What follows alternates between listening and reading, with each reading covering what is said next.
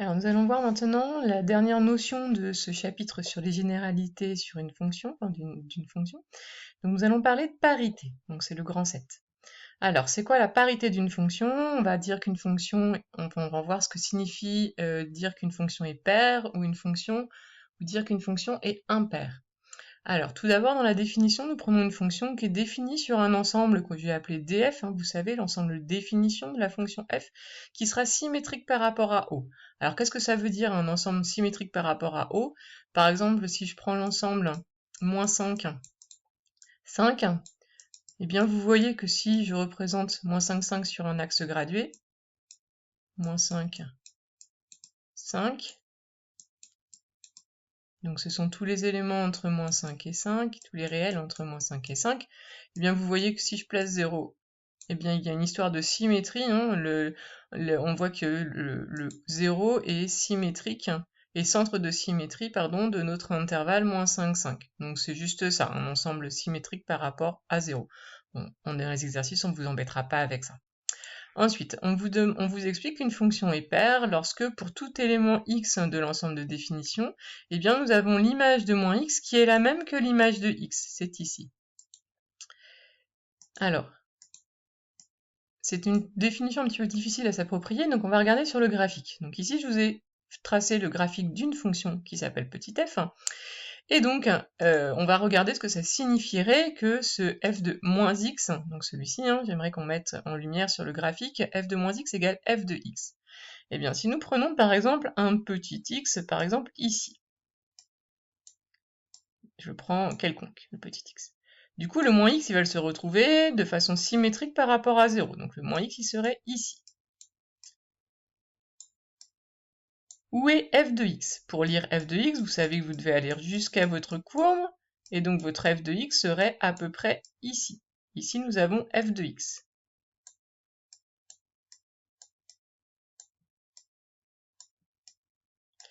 Maintenant, où est f de moins x? F de moins x, pareil, on fait la même chose, on va jusqu'à notre courbe, et on projette sur l'axe des ordonnées. Du coup, f de moins x, il se retrouve également ici. Ici, nous avons f de moins x. F de moins x. Je ne sais pas si c'est très lisible ce que je vous écris. Donc vous voyez que f de x se retrouve au même endroit que f de moins x. Donc sur le graphique, nous visualisons que f de x égale f de moins x. Et ça serait valable pour n'importe quel x que j'aurais placé n'importe où entre moins 2 et 2. Donc voilà la définition d'une fonction paire. Du coup, la fonction que j'ai représentée ici, elle est paire. Et comment cela se voit graphiquement? Vous voyez que la courbe, elle est symétrique par rapport à l'axe des ordonnées. Cet axe-là, l'axe des ordonnées, c'est clairement un axe de symétrie de votre courbe.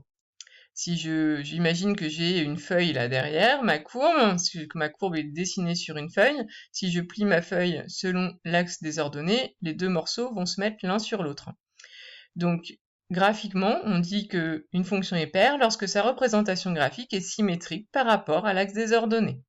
Donc, graphiquement, on voit que la fonction est paire, et si on vous demande de vérifier par le calcul que la fonction est paire, eh bien, il va falloir vérifier par le calcul que nous avons f de moins x égale f de x. Donc ça, évidemment, c'est toujours plus compliqué que de regarder sur le graphique.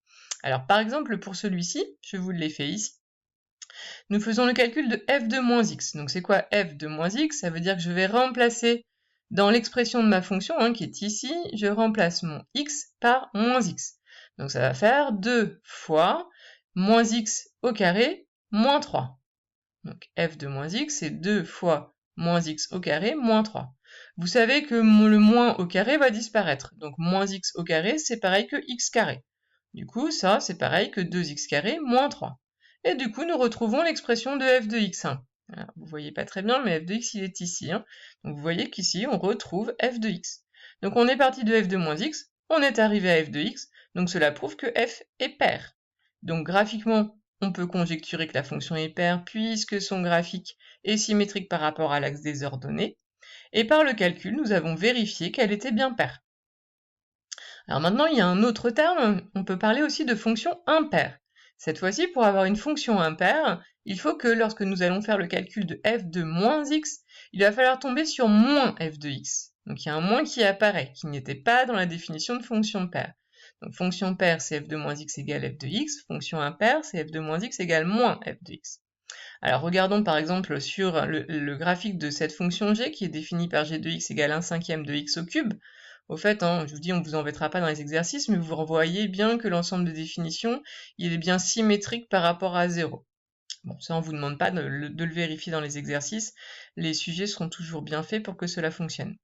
Alors ici, si je prends par exemple un x n'importe où ici, admettons que je prenne ce x là. Si je vais jusqu'à ma courbe, mon f de x, du coup, va se retrouver ici. Là, j'ai f de x. Où est mon moins x? Mon moins x, il est de l'autre côté, symétrique par rapport à 0. Donc, il est à peu près ici. Je vais jusqu'à ma courbe. Et donc là, je vais lire la valeur de... Alors, c'est pas très précis, hein. Excusez-moi, f de moins x. Alors, si c'était bien précis, nous pourrions vérifier qu'en réalité, ici, vous voyez, on a à peu près 2,5 et ici, on a environ moins 2,5. En fait, le f de x, c'est le même que le f de moins x, sauf qu'il y a un changement de signe. Donc f de x est égal à moins f de moins x. Ça marcherait également pour n'importe quel autre x choisi. Et on remarque que si on prend ce point-là avec ce point-là, hop, eh bien ces deux points-là sont symétriques par rapport à l'origine du repère. Alors vous pouvez, je vais essayer de le faire sans faire... Vous voyez, si vous reliez les deux points, eh bien vous voyez que ce point-là est bien symétrique de ce point-là par rapport à l'origine du repère. Donc en fait, la courbe de la fonction f, elle est symétrique cette fois-ci par rapport au point O. C'est-à-dire que si vous faisiez le symétrique de cette partie-là de courbe par rapport au point O, eh bien vous obtiendriez cette partie-là de courbe. Donc visuellement, comment voyons-nous que une fonction est impaire? Une fonction va être impaire lorsque son graphique va être symétrique par rapport à l'origine du repère. Et pour le vérifier par le calcul, eh bien nous allons devoir vérifier que g de moins x, ça fait moins g de x. Donc le calcul est ici. Alors, nous faisons le calcul de g de moins x. Alors g de moins x, ça va être 1/5 de moins x le tout au cube. Donc g de moins x, 1/5 fois moins x au cube. Donc par contre ici, vous savez qu'un moins au cube, ça va devenir moins, puisque moins, il reste moins. Donc du coup, le moins x, le tout au cube, c'est pareil que moins, et le x qui est au cube. Donc le moins, il sort du cube. Du coup, ce moins-là n'est plus au niveau du cube, donc je peux le mettre devant. Ça et ça, c'est pareil, ces deux écritures sont identiques. Du coup, g de x, c'était juste 1/5 de x au cube, je vous le remontre, g de x, c'est juste 1/5 de x au cube. Donc si nous avons moins 1/5 de x au cube, c'est en fait moins g de x. Donc nous sommes partis de g de moins x, et nous sommes arrivés à moins g de x, donc nous avons bien prouvé que la fonction était impaire. Donc je répète, pour montrer qu'une fonction est impaire, en regardant son graphique, on peut regarder si le graphique est bien symétrique par rapport à l'origine du repère. Donc ça nous permet juste d'avoir une idée graphique. Par contre, pour le montrer par le calcul, eh bien, il faut calculer g de moins x, si la fonction s'appelle g, et nous devons arriver à moins g de x. Alors, il faut juste savoir qu'il existe des fonctions qui peuvent être ni paires ni impaires. Il en existe d'ailleurs, la majorité des fonctions sont ni paires ni impaires.